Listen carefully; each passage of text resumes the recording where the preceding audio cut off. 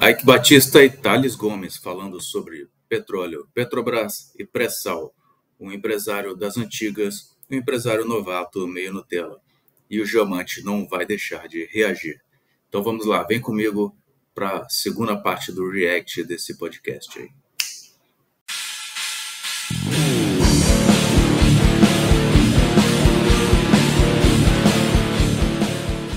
Você sente que o Estado brasileiro, de certa forma, fez um move parecido com o que fizeram com o Jack Ma com você? Quando 15 dias antes do leilão, onde você achou aqueles postos ali que seriam um dos postos mais produtivos, o nego te liga e fala, não, esse aí tá fora, meu querido, vai ser nosso. Mas você sabe... Fez um move, né? O cara não consegue falar uma frase totalmente em português inteira, né? Cara, o Ike Batista não descobriu os poços. Primeiro que não dá para descobrir poço, tá? Você fura o poço para descobrir uma jazida, uma reserva.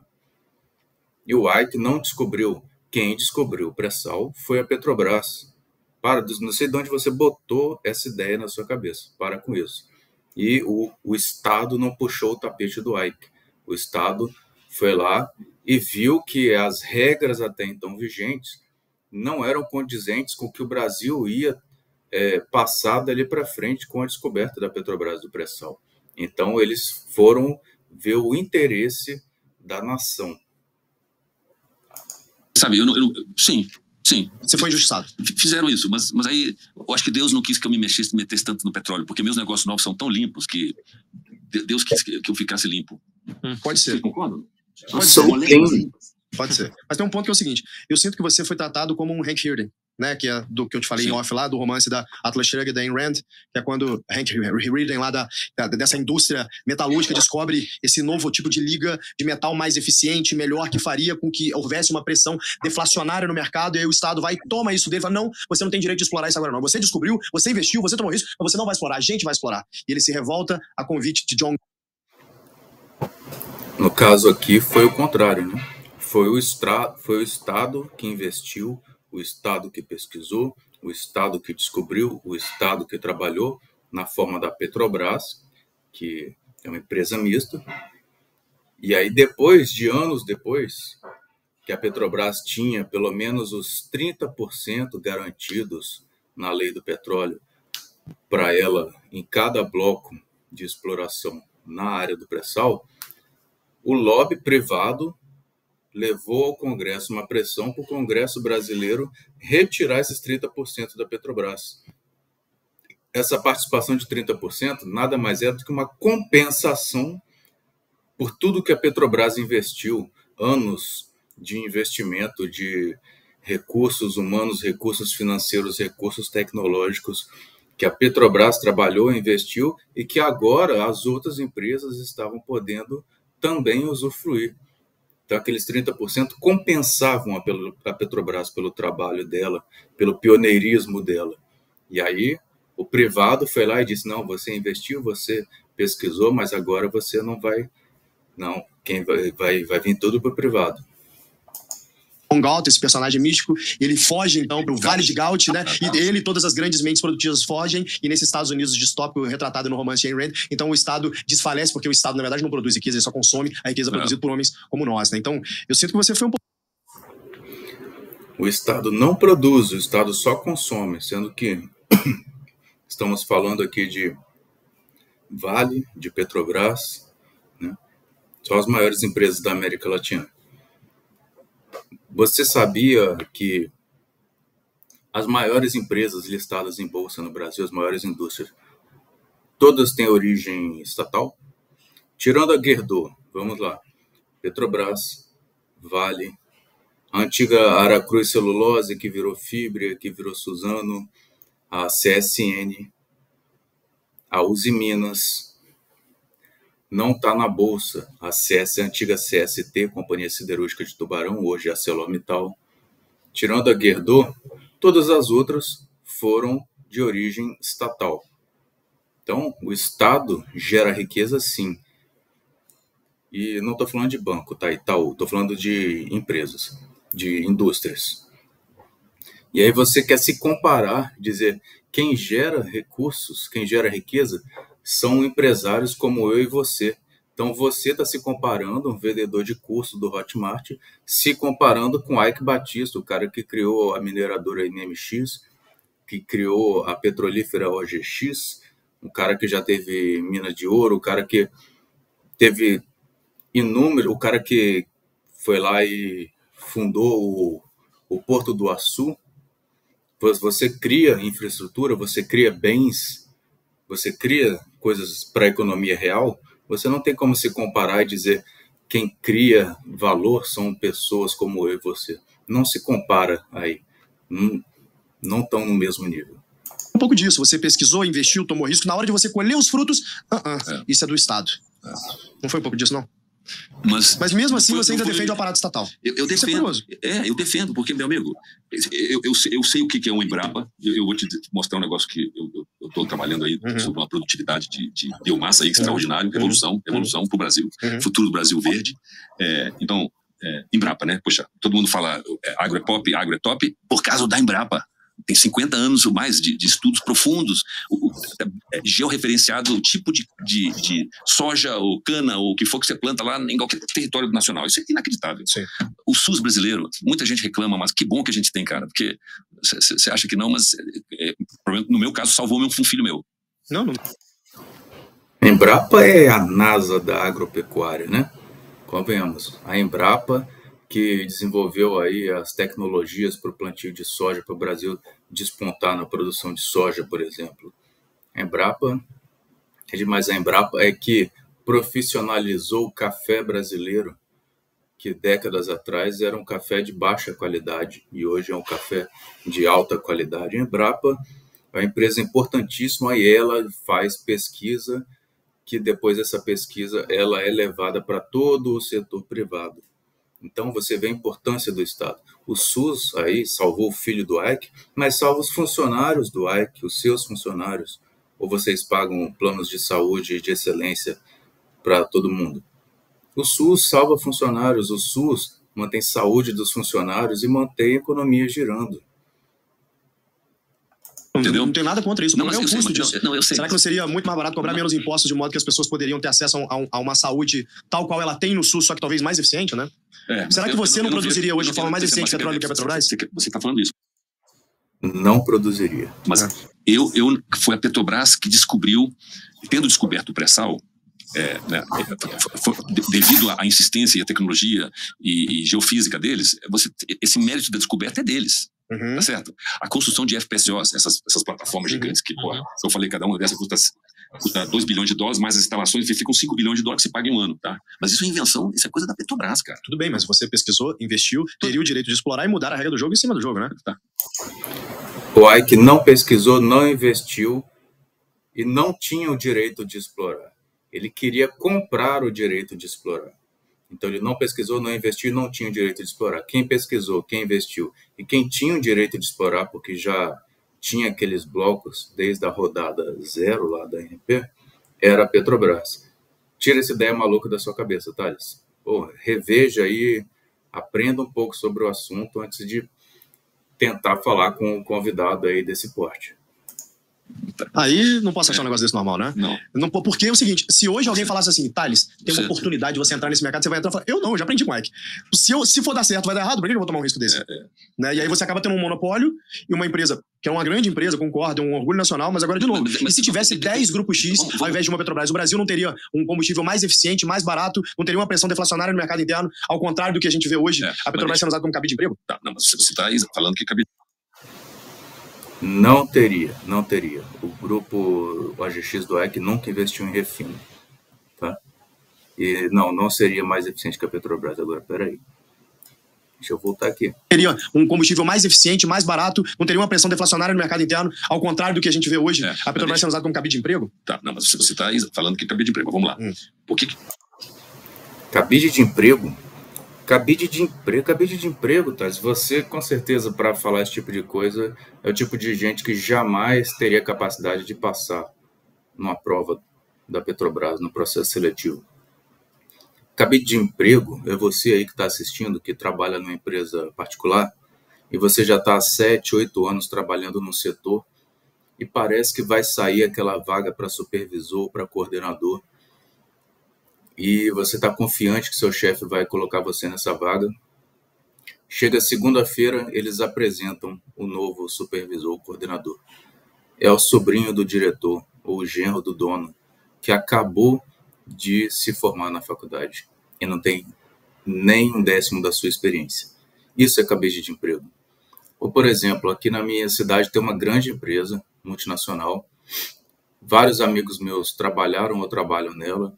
Vários parentes meus trabalharam ou trabalham nela. E eu provavelmente estaria trabalhando nela se não tivesse ido para o ramo de petróleo. Com muito orgulho, é uma grande empresa. Mas lá você entra indicado.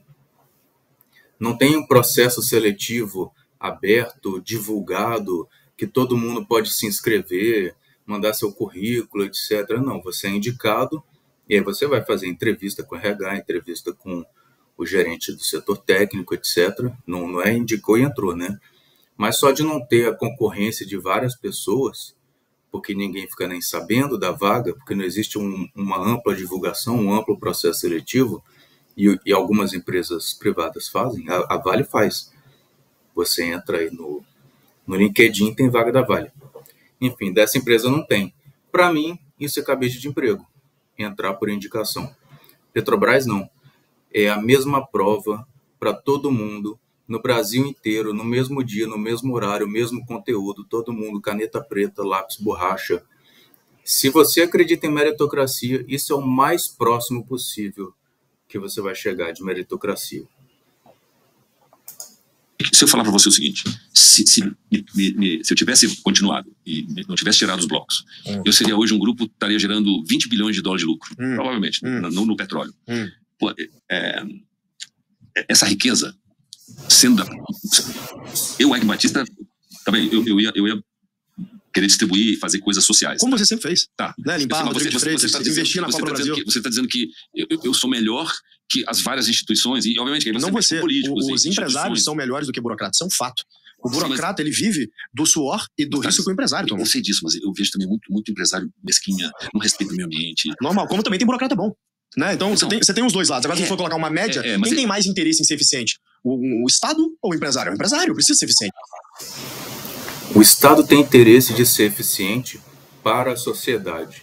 O empresário, a empresa, tem interesse de ser eficiente para os proprietários, os acionistas. O Estado não. Eu só aumento imposto e tá tudo bem. Como estão fazendo agora, né? Mas Você não sabe nem como se financia o Estado capitalista. Você está achando que o Estado se financia com imposto. Imposto é uma pequena parte. Grande parte dos recursos do Estado capitalista vem ali da dívida pública. Então, eles vendem títulos da dívida e vão se financiando numa roda, paga juros, compram mais títulos, paga juros, compram mais títulos. Existem canais aí no YouTube específicos de economia que explicam isso melhor do que eu, mas você tem que saber, não é só imposto, o Estado cobra imposto. Não é assim que o Estado capitalista se financia. Eu não tenho muito gozado, eu não sei se isso é coisa da minha cabeça. Na sua idade, quando você vai ficando mais velho, você fica mais menos combativo, talvez. Não, você fica mais humanista. Você passa a gostar muito mais do próximo. Assim, no nível. Por que eu falo isso? Eu falo isso, se eu tivesse na minha empresa a possibilidade de ganhar todo ano 20 bilhões de dólares, eu prefiro que o Estado, no caso do Petrobras, faça isso e continua fazendo. Por exemplo, eles agora estão com um plano de investir maciçamente em fertilizantes, que é algo grande, que estão para ajudar o Brasil a diminuir a dependência da Ucrânia, né? Dessas merdas de fora. Será que ao invés de passar isso para a Petrobras, é melhor você investir em companhias que fariam isso direto? Porque o ponto é o seguinte: seus oponentes. Não é melhor, Thales. Você viu alguma empresa privada investindo nesse setor aqui no Brasil, nas últimas décadas? Não viu, né? Porque existe o produto sendo trazido de fora num preço competitivo, numa quantidade competitiva. O setor privado não vai entrar aí para ter o risco de fazer um produto não tão competitivo, com um preço não tão bom, de não conseguir botar um volume também para atender o mercado e vai ter aí alguns anos de prejuízo? Não vai. Só quem faz isso é o Estado, porque o Estado está atendendo os interesses da sociedade, os interesses estratégicos do Brasil enquanto Estado-nação. Então, o Estado, ele, por exemplo, na forma da Petrobras ou de outra empresa estatal de economia mista, ele pode entrar nesse território e aí ele vai entrar para diminuir o risco geopolítico, o risco cambial, de forma que, mesmo que ele, num primeiro momento, não consiga produzir de forma tão competitiva quanto o produto de fora, mas esse produto, feito aqui no Brasil, ele passa a diminuir o risco geopolítico. E cada vez mais esse produto vai ficando mais competitivo, vai ganhando escala, até que vai chegar um dia que ele vai estar em nível de competição com o de fora. Mas isso é no longo prazo. Então, o empresário privado, ele não quer essa primeira década aí de risco, de cinto apertado. Não quer, só o Estado vai fazer isso. Ano passado, eu investi 10% do meu lucro em filantropia. 10%. Bacana. Do bruto, tá? Parabéns. Peguei 10%. Nossa, dou uns marmitex e uma cesta básica. Como eu sou filantropo, como eu sou bondoso. 10% Parabéns. em filantropia. Né? A gente fez isso, inclusive, com o Gerando Falcões, que é um projeto que eu adoro, do Edu Lira. Eu tenho essa visão, que a minha função como empresário é investir direto nas causas que eu acredito. Porque pra que eu vou usar um intermediário, na sua maioria das vezes incompetente, por muitas vezes corrupto, para poder fazer essa distribuição para mim? Eu faço direto. Em resumo, né, pessoal? Muita gente aí não entende, não entra na cabeça que a Petrobras é que explorou, a Petrobras é que buscou, a Petrobras é que pesquisou, investiu dinheiro, investiu pessoas, investiu equipamentos, investiu em infraestrutura para descobrir o pré-sal, e a Petrobras que viabilizou o pré-sal. É por causa da Petrobras que hoje um poço no pré-sal custa muito menos do que custava naquela época. Por causa da Petrobras, da tecnologia que ela desenvolveu e das metodologias que ela desenvolveu, que o custo de extração no pré-sal hoje é super baixo, é super lucrativo. É por causa da Petrobras, não foi por causa de outras empresas. Então, não existe isso de ficar dizendo se o Ike Batista e o OGX tivessem pegado os blocos do pré-sal, ia ser maior, ia ser melhor. Não viaja, cara, não tem porte, não tem comparação, a escala é diferente. O próprio Ike Batista aí reconhece, ele é um empresário de verdade, ele sabe, a minha empresa, eu estou entrando aqui nesse setor, eu sei qual é esse nicho, eu sei quais são minhas concorrentes grandes, quais são as outras concorrentes, eu sei até onde eu posso ir, o que eu posso abocanhar. Ele tentou ser ousado, tentou abocanhar mais do que conseguia, mas ele reconheceu, a Petrobras é o topo aqui. Eu não sou aqui, não estou aqui para bater de frente com ela. Estou aqui até para tentar ir junto. As empresas gostam de vir, as outras empresas gostam de vir no Brasil e ser sócias da Petrobras, por causa de todo esse know-how que ela tem, toda a experiência que ela tem, o corpo técnico que ela tem. Isso é fundamental. Só para você ter uma ideia, na época, todo mundo achava que a OGX realmente ia despontar, tá? Eu acreditei também na OGX. Eu comprei ações da OGX na época. Investi R$ 1.600, que depois viraram 16 centavos, ou R$ 1,60, algo assim. E eu vendi, assumi o prejuízo só para me livrar, que eu não queria ver nem o nome da OGX ali na minha carteira, ali na minha conta. Tomei um baita prejuízo. Mas na época eu ainda era inexperiente, estava começando, né? Aí eu fui com a muvuca, entendeu? Mais tarde, conversando com geólogos experientes da Petrobras, eles falaram, não, ali o pessoal foi otimista demais, eles compraram os blocos que não era isso tudo, tem petróleo, mas eles estimaram uma produção maior do que realmente ia conseguir ser. Então, para quem já era ali do ramo, não botou dinheiro. Mas quem era inexperiente, como eu, botei dinheiro. Eu financiei, eu comprei o PowerPoint do Ike Batista, né? Que era o mestre do PowerPoint, o mestre em angariar recursos, né, que ele dava ali a sua apresentação de PowerPoint e todo mundo queria investir nas empresas dele. E aí a empresa subia na bolsa, ele vendia uma parte, eu vendia tudo e partia para o próximo projeto. Ele é bom nisso aí. Enfim, bem ou mal, era o que acontecia e ele está de volta aí. Então é isso, pessoal. Reagimos aqui, foi um react longo, dividido em duas partes. Não ia reagir ao podcast inteiro, só na parte que eu pesquei ali, que era de interesse. Nem tive paciência de ver tudo, tá? É muito tempo. Mas pesquei aqui a parte legal, falando sobre Petrobras, sobre pré-sal, falando sobre aquela época da descoberta do pré-sal, a OGX, né, que virou uma lenda, e a OGX, ela continua, né, mudou de nome, continua aí, procura aí que vocês vão saber que empresa que é. Então é isso, pessoal. Curta aqui o vídeo, compartilhe no seu grupo ali do WhatsApp, do Telegram, mande para o seu tio, para o seu colega de trabalho, para o seu amigo da igreja ou do terreiro, manda aí. Se inscreve aqui no canal para você receber os próximos vídeos e até a próxima. Submergir.